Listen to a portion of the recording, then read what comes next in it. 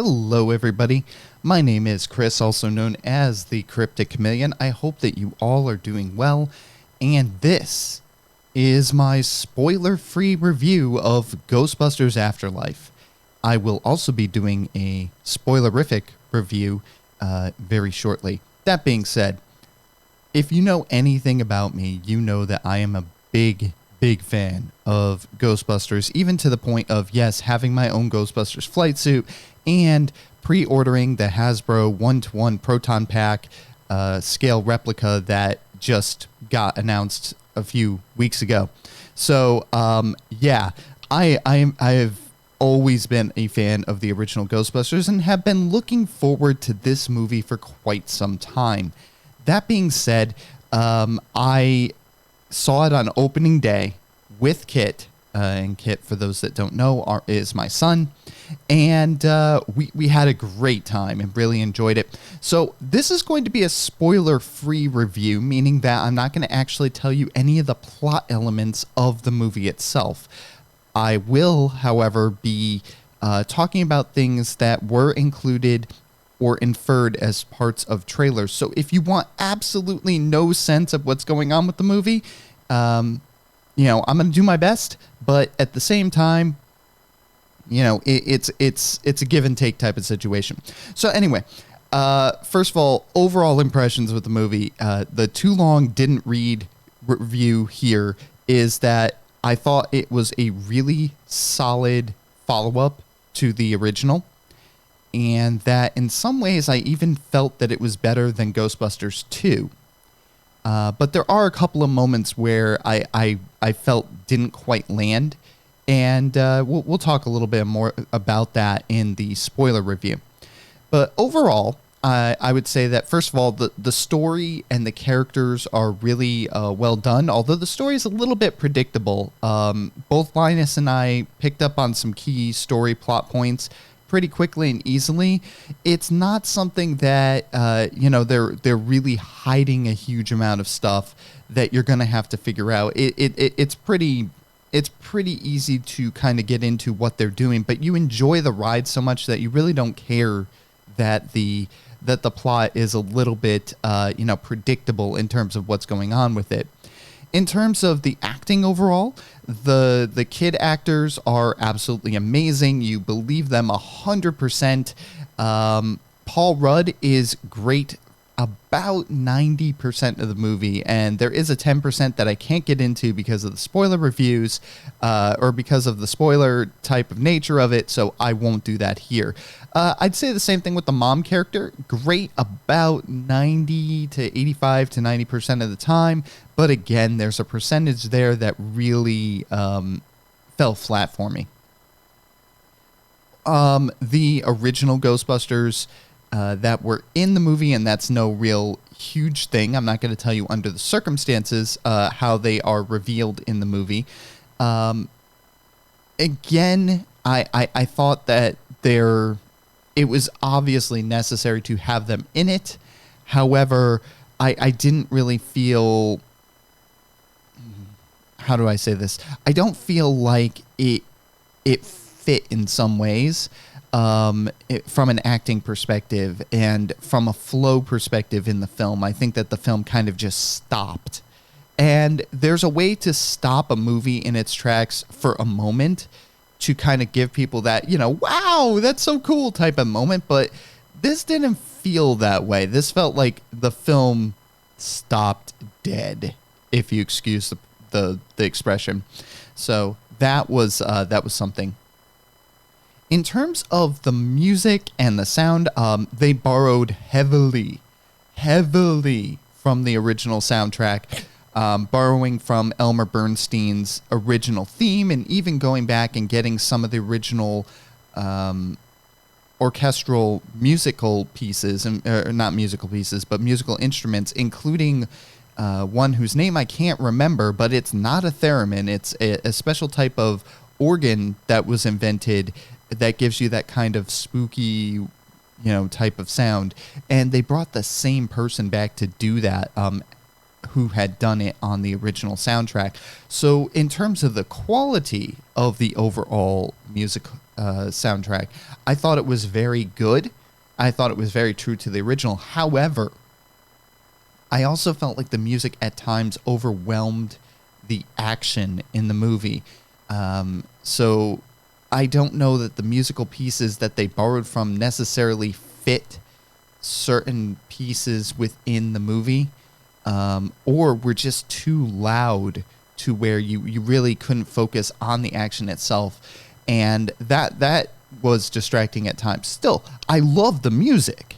The music itself was great, but the overall blend of the music with the action just didn't work at times for me.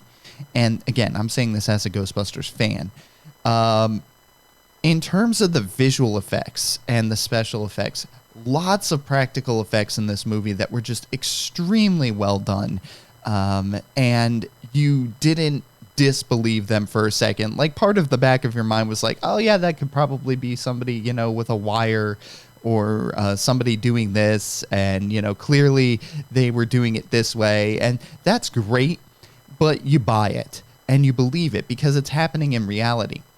In terms of the visual effects, meaning the effects that were done using computers or some other methodology, I have mixed feelings on them. I love the look of the original Proton Pack stream, the original Proton stream, and they definitely, part of the storyline is obviously there have been some changes to the equipment, yada, yada, yada. I'm not going to get into it. And again, that's nothing that you haven't seen in some of the trailers. But the Proton stream itself, they opted for, instead of having like kind of a solid core, yellowish, orangish core for the center of the proton beam, they opted more for a red lightning with blue lightning around it type of look. And it was okay. I mean, I guess as a fan of the original so much, it was really hard to let go of that. I was always like, that doesn't look right to me. But you have to accept the changing technology as part of the story and accept that, hey, maybe it works slightly differently now. The other thing, the ghosts, I thought the ghosts were very well done overall. And that I believe the ghosts 100% that were in the movie. The proton traps, the ghost traps as well, very well done overall. Great job on that. Terror dogs. Once again, I'm not going to give you the context of the terror dogs. However, you have seen them in the trailers. You know they're there. I think that there was some detail in them that you couldn't have gotten with the puppets and the stop motion that was done back in the 80s, that they were able to pull off with the CG versions, which I thought was incredible. That being said, I thought that some of the animation was a little bit off. Some of the compositing was probably not as well done as it could have been. And it's okay. It wasn't, overly distracting. But to me, it kind of, it was there.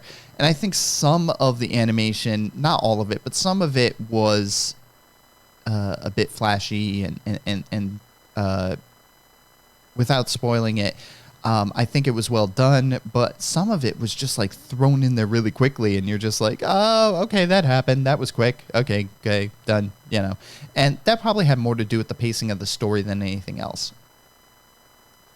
Overall, what I'll say is that this movie is, there's no such thing as a perfect Ghostbusters sequel. Especially the original Ghostbusters sequel, Ghostbusters 2, was not the most well-received thing. It's not to say it's not a good movie. It's to say that, the original Ghostbusters sequel, was basically a cookie cutter of the original with maybe a little bit more of darkness in it. With this one, I think that you get more of the heart of the original Ghostbusters in there. So with the exception of a few parts, I would actually put this new Ghostbusters Afterlife movie ahead of Ghostbusters 2 in terms of quality as a film. That being said, I think that you're going to have a harder time loving it if you haven't had any exposure to the original Ghostbusters film or franchise in some way. The story is good and the characters are great, but without that kind of grounding, you're going to miss a lot of the inside jokes. You're going to miss a lot of the references that are hidden in the background to the original movie. And I really just think that, it's not to say it can't stand on its own as a movie, but I think that it's clearly pointed more towards fans.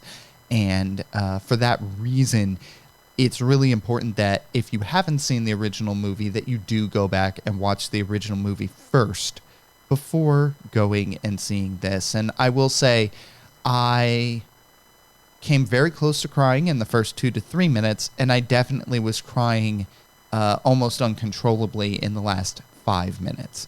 So just keep that in mind. If you're going to be seeing this movie, make sure you have tissues, because there are moments, especially as a Ghostbusters fan, that are really going to hit you, at least in my opinion.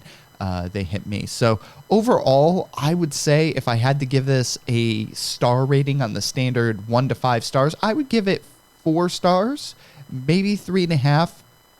And the only reason I kind of might consider demoting it a little bit is just because there are a couple of moments in the movie where the acting kind of falls flat and the music overwhelms what's going on in the movie. And like I said, the plot itself, it's a good plot. It makes perfect sense.